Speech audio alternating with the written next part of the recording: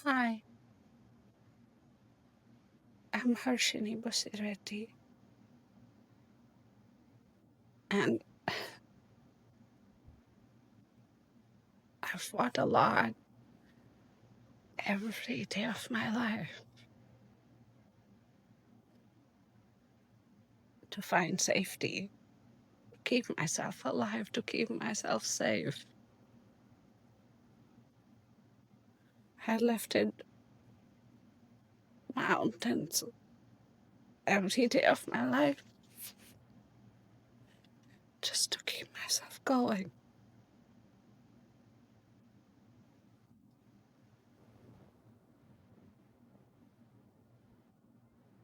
And I'm here standing,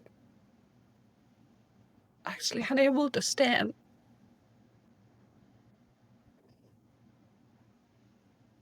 I'm here carrying the weight of being born into a world already impacted by the environment in the uterus that made my whole body build itself differently. There's so many structures in my body that are impacted,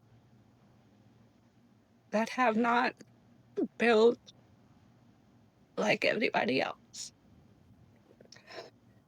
And no one ever named it. No one ever named it. I found out by myself at 30 years of age when I lost my mobility. And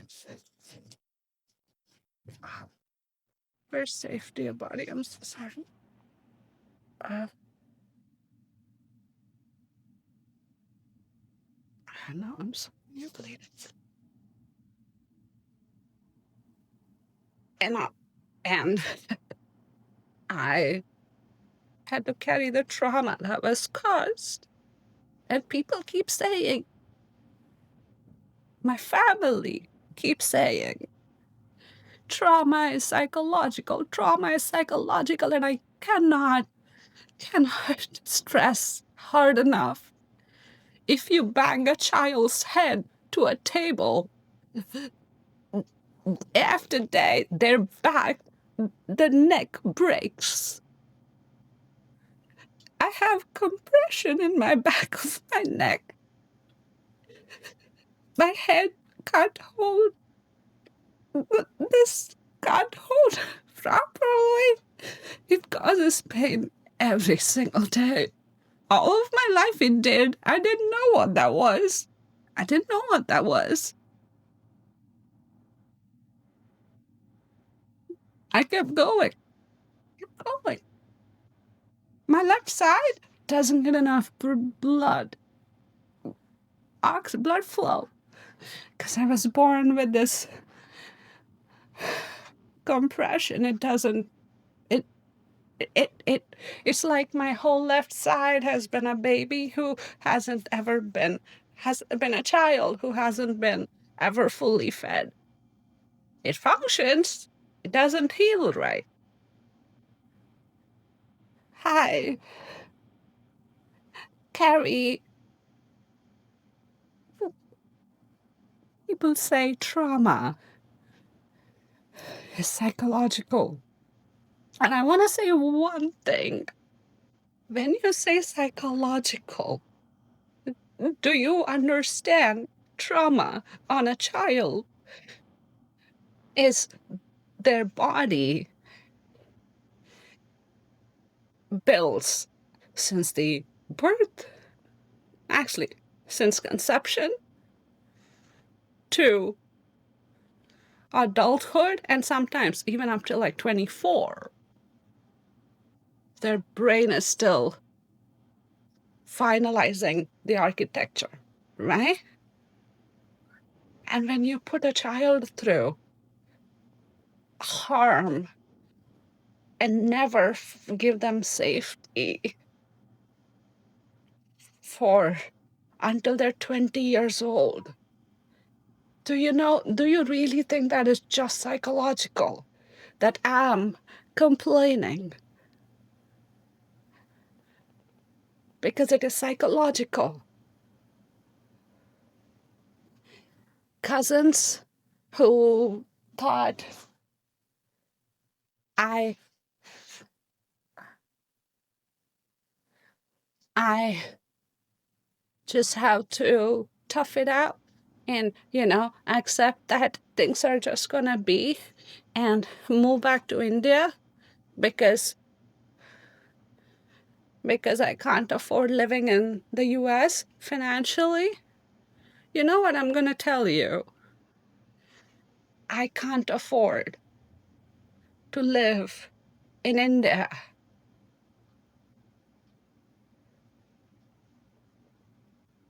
Breath, like life-wise. Not because of anything related to India. It's about my experience with harm that happened to me. I cannot safely be be with providers. Do you know I go to ER, and if there is a South Asian doctor, my whole body starts to jolt. Do you know that? If you didn't know that, why would you say it? I am not racist. I am not discriminatory. My body has been traumatized for 20 years of my life. 20 years of my life. And now they say, well, you gotta have your family. And I'm like, really? Because no one ever in my family treated me with respect. No one. No one. When I was applying for coming to US for my master's degree, I was 19 years old. And people scoffed. Oh, she's dreaming. And maybe I was. Because I was dreaming for a better life for myself. A life that respects me. I've been fighting for respect all my life.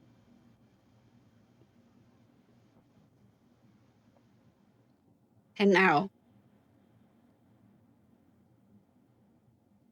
I no longer identify as an Indian. I no longer identify myself as Indian. My skin, the land I was born in, cannot define my experience and what my identity is. I cannot let a land I was born on and land I was harmed on be said that I am bound to it. I'm not bound to anything. I'm not. I have fought for freedom. I've fought for a life all my life. All of my 30 years of life. And I still don't have one. I still don't have a life. I'm surviving. I've survived. 1 in trillions. The more and more complex my case is becoming, like the conditions I carry, some of those, like the anomalies I have in my body, 0.05% of population has just one of those things. And there are multiple such things in my body. Think about it. I was called crazy. When I went to the ER, I was told, you're just having are you sure it's not anxiety? You can't breathe?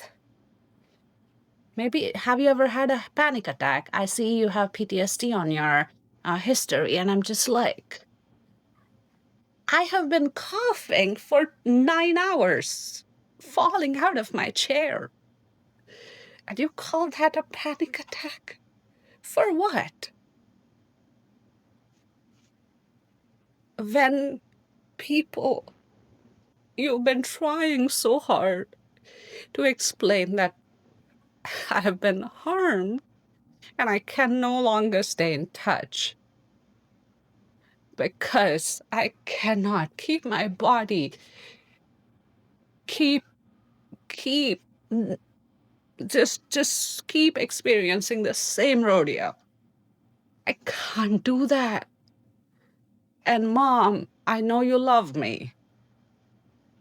And I know you care about me. And I know you're incredibly worried and you're praying, you're this, you're that. You know, one thing I want you to know. Please don't call me. Please don't leave me messages. Please don't text me. Please don't do that. Because every time I hear your voice, Mom, you might have forgotten. My body remembers crying myself when I was curled up after you hit me so hard that I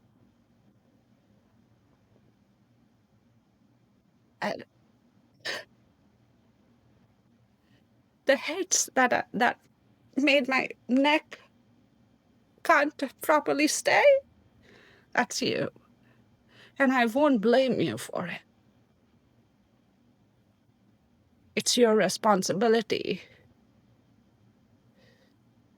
And you're responsible for it. But I'm not here to play the blame game. I'm here to tell you that my body remembers the harm even if you have forgotten.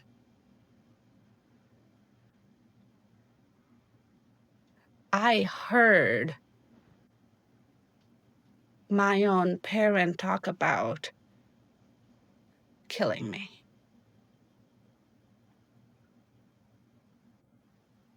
Is that a life a child, an 8-year-old, a 9-year-old should have heard? And still stay with her, even when she knows the mom has been harming her.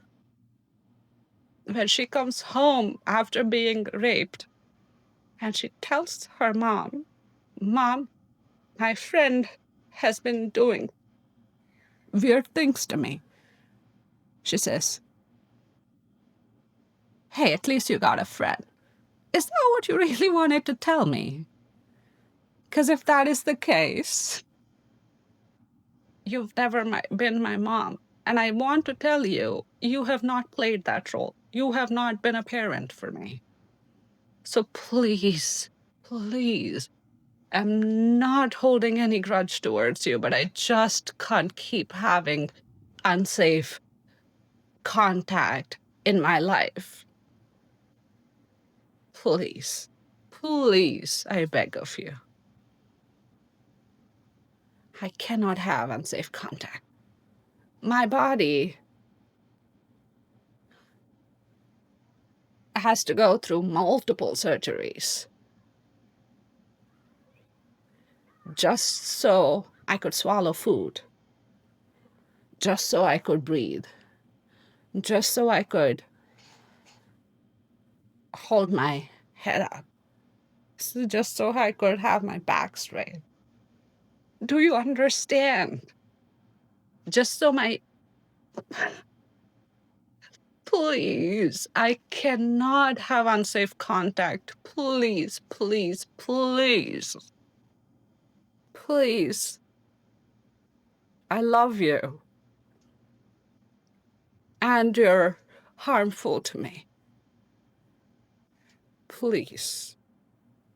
Take care. I really wish you safety and health. If you wish those for me, I really need you to be holding distance.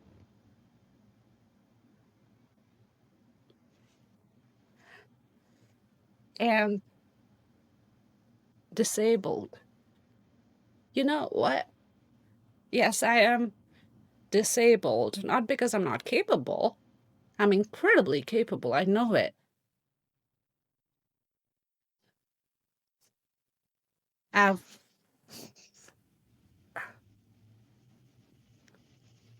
I have built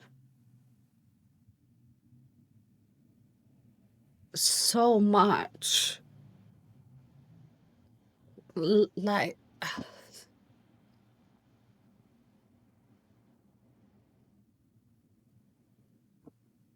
I had two almost being crushed by the tool that was supposed to serve me moments.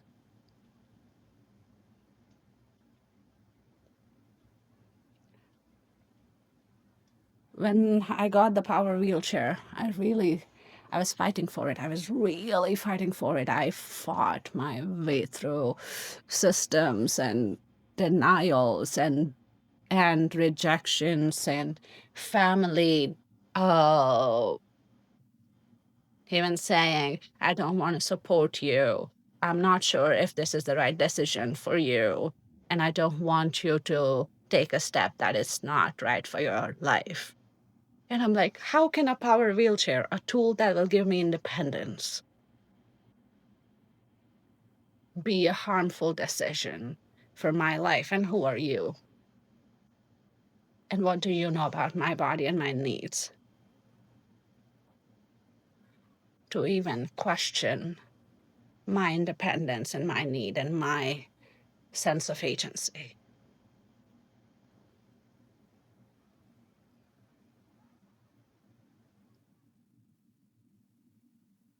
And it's not the power wheelchair that caused the harm. When I tried to go outside of my own front door and I was almost tipped to a point where I could have gotten crushed by the power wheelchair, it's not because it's the power wheelchair that's the fault. It's because my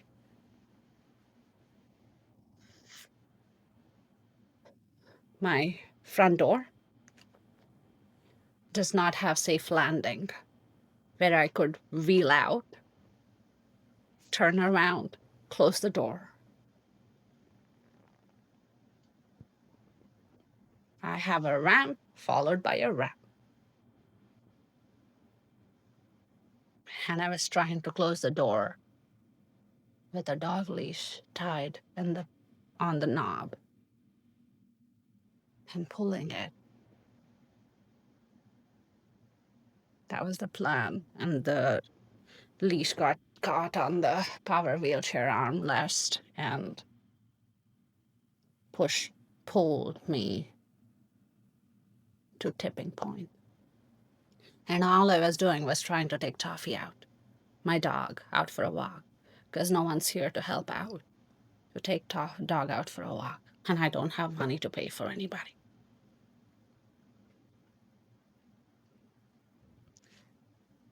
And today, I tried to go outside to, again, do the same thing, take Toffee out for a walk. And I went off the ramp because guess what? There are no side rails. No side rails. And if it had happened just a little bit before where I was, like I was going down and it happened around at the bottom half, if it had happened, if I had got on the side on the top half, I would have been killed. Not because I am not capable, not because I have not been fighting hard enough. I've been trying hard enough. I've been carrying less. I've been, I've been, I don't know, sitting here hoping for miracle to happen, because oh my God, me being alive right now is a miracle. And miracles don't sustain themselves. They cannot sustain themselves. Because if my life being alive right now is a miracle, where is anybody who should have had support? You can't have a miracle and clap at that being a miracle and dust your hands off and walk away. I'm a miracle because I fought. My body fought so hard to keep myself alive, to keep myself and become the me that I am. And I'm not here waiting for someone to come save me. I am, though, like standing in my full truth, demanding where any of the systems are. Where are you? Where are you? Because if you really thought resilience, oh my God, someone who has fought all her life, who's just being alive right now, is one in billions. And she's still here fighting, still advocating for herself, still doing everything she can in her power.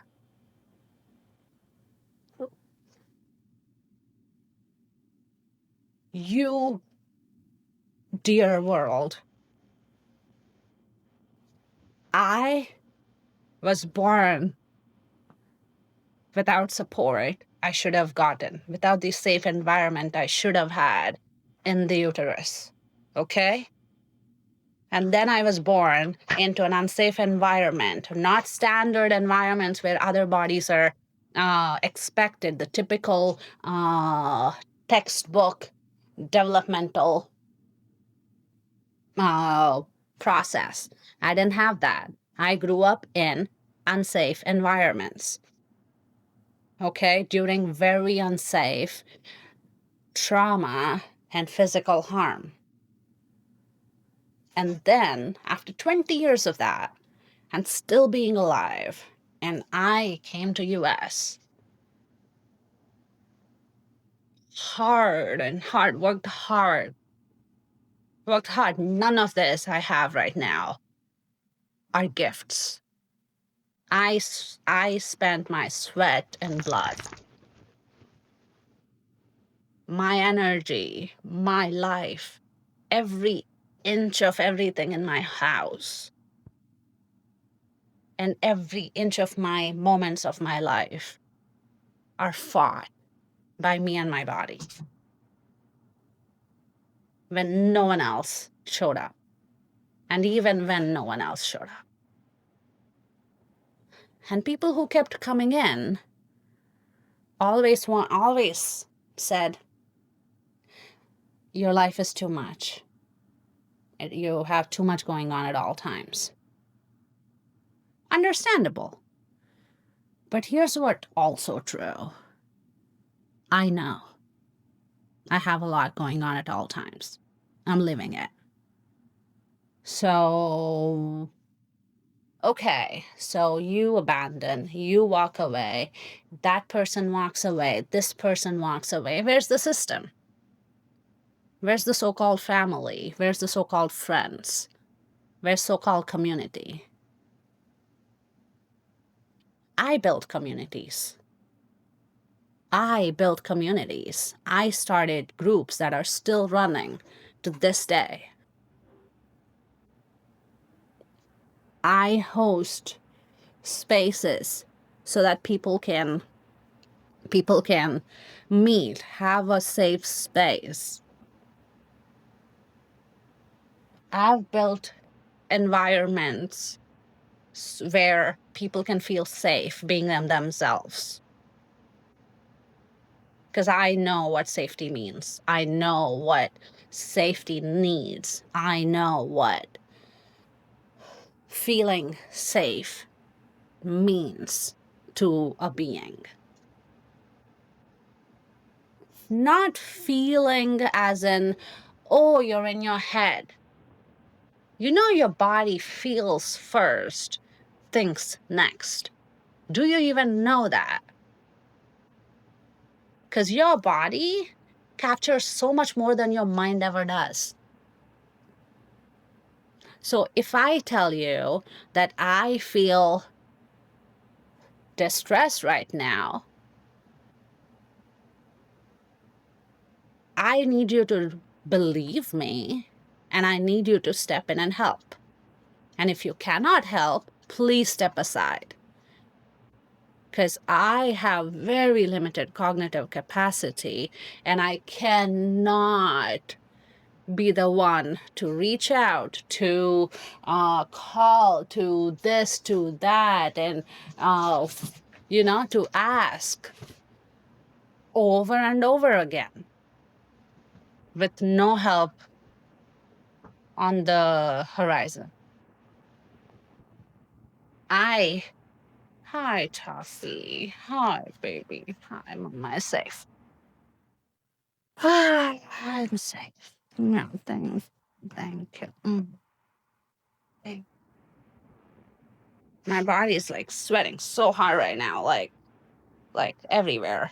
Cause see, like it's like the only places I can sweat are my under my breast and my underarms.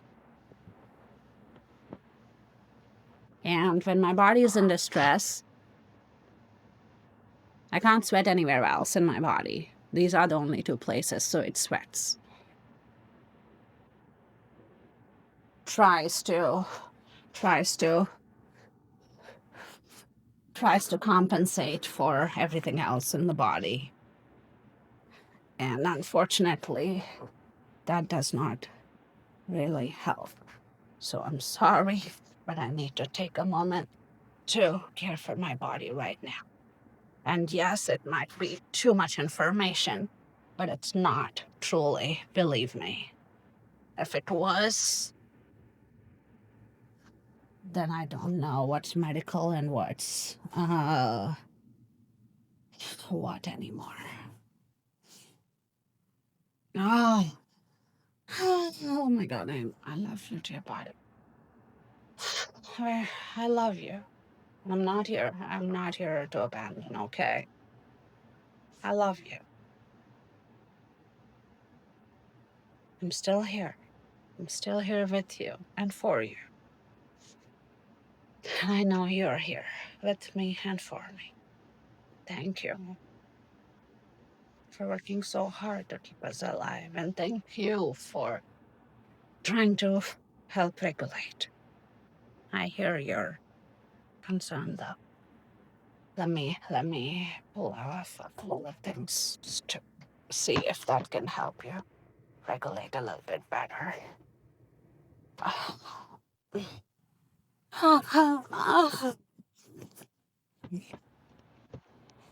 Okay.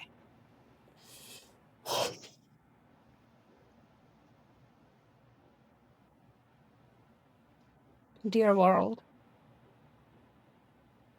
I have a question for you. When do you think is the right time for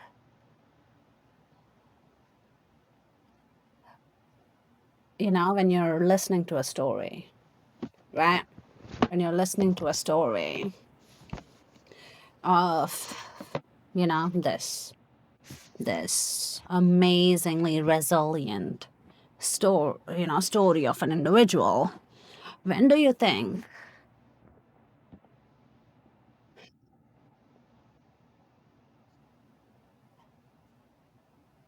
a village steps in? When does a village step in? Do you know? Because Resilience doesn't mean martyring themselves. Resilience doesn't mean starving, screaming for help, and even with the last amount of capacity, energy, even with the shortest amount of horror I could gather, to gather everything anyway. It's not up to the survivor.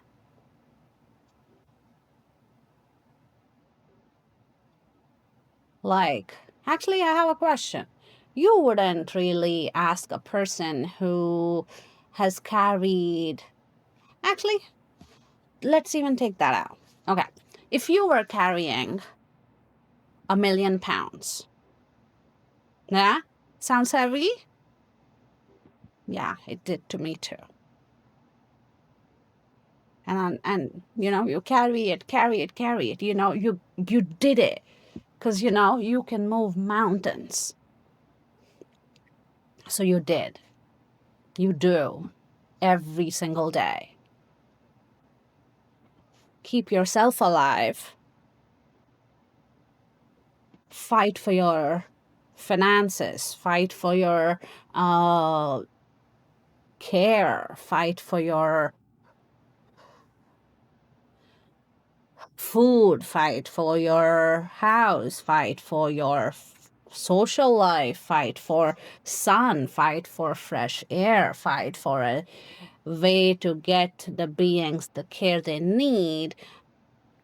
Because, why can't you adopt them out? How can you keep them and you cannot care for them? You know what? If caring was just physical things, I would have agreed. But they get more care than I've seen in very capable homes. So, I'm here still fighting for them and for their care. With everything I've got. I take toffee out, even when I cannot even get myself to fill my own water bottle. But when you're carrying this 1,000,000 pounds every single day, and you're getting tired and you're being buried underneath, do you call that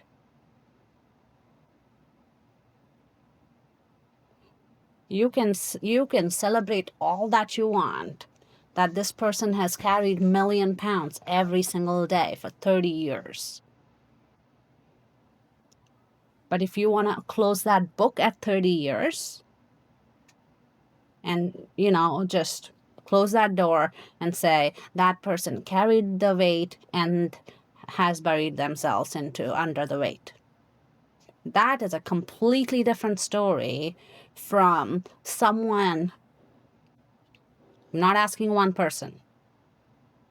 The village. When does the village come to help? When does the village step in? In a story of resilience, in the story of survival, in the story of fighting for every single thing, and fighting for safety, fighting for freedom. When does the village come in? Because right now I need a village. I need a village that can... Actually, I ran out of food today. I have actually two more, two more packs of Seeds of Change, which I'm hoping if I ration it properly, I can keep for 4 days. But again, that's 2 packs. Do you realize that it's 2 servings? Yeah. And if I ration well, actually, I don't even have,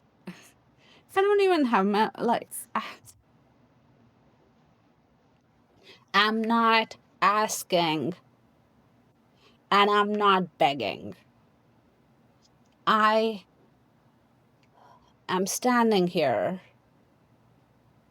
in my full reality with all of my consciousness and telling you this is how it looks like when a person has carried too much for too long and they're still hanging on with everything that I've got. Okay? And this is still the resilient me that's talking right now. I'm not sitting in despair. I could have long time ago. And I could have ended everything long time ago. And I didn't. Because I know my body has fought so incredibly hard to keep myself, keep me alive right now, even right now. I'm still breathing. And I believe as long as I'm breathing, I have the ability to change my circumstances. And this is me asking the village to show up. Because I need multiple types of help. In person, I need help. I need help financially. And I need help. Actually, I've been trying to build my income generating pathways. I actually have fought for my own healthcare so much. I've advocated for myself so much that I know how to support anyone who's going through troubles advocating for themselves in healthcare.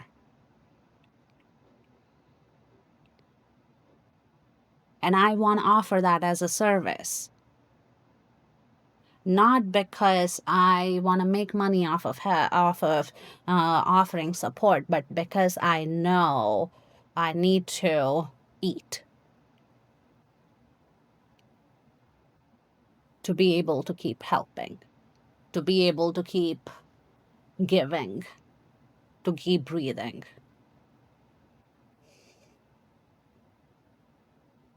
I need support. Tangible support. I'm not asking for anybody to come handle the whole weight and be my savior. Because I'll be honest, I am my own savior. I'm not asking for any external people to be my savior. If I were to ask that, I would have played that card a long time ago. I didn't have to end up here. I am asking for the village to show up, not to save me, but to sustain me.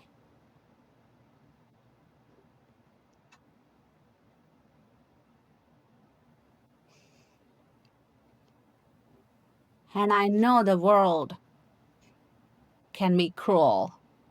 Systems can be twisted. Care can take years. People can be labeled to a point where their lives mean nothing. And here's what's also true. People can be kind.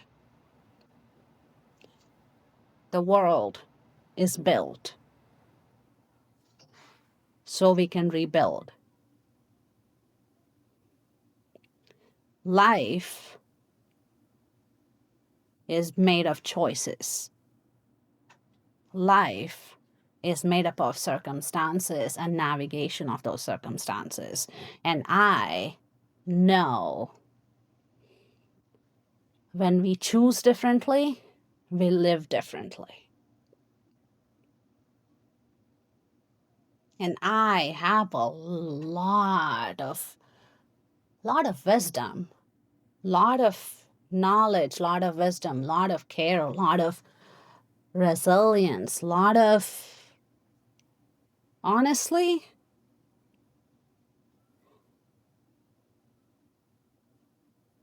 I heard somewhere where someone said, like, you can't take a fight against, uh, some organization, they have power. And I just was like, you know what? I have power too. We all do. Power is not control. We have mistaken control for power. Let's separate that right here, right now. Because I'm powerful. I know it. And also, control is not a way of life. Nothing is in your control, including your own body. So let's stop trying to control it, right? Let's start to support, because that's what we're here to do. We're here to support our bodies. We're here to support ourselves. We're here to support our beings around us, support life, support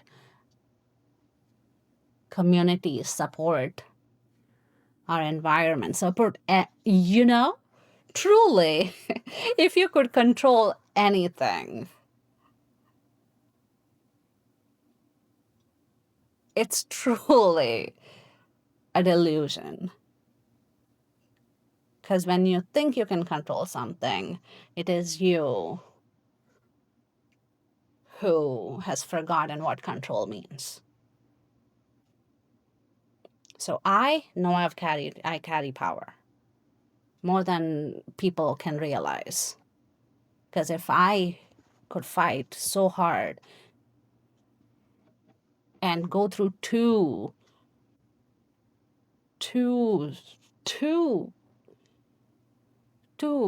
moments where I could have gotten crushed, and I acted quickly.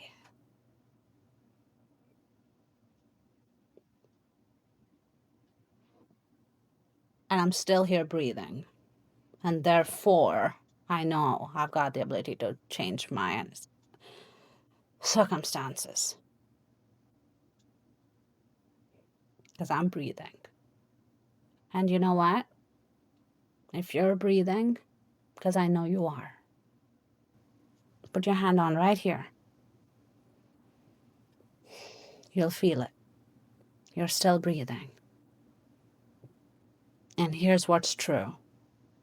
As long as you're breathing, you've got the ability to change circumstances of your own and of beings around you. My story is of resilience. My story is of beating the odds. My story is of being born into the world that was not ever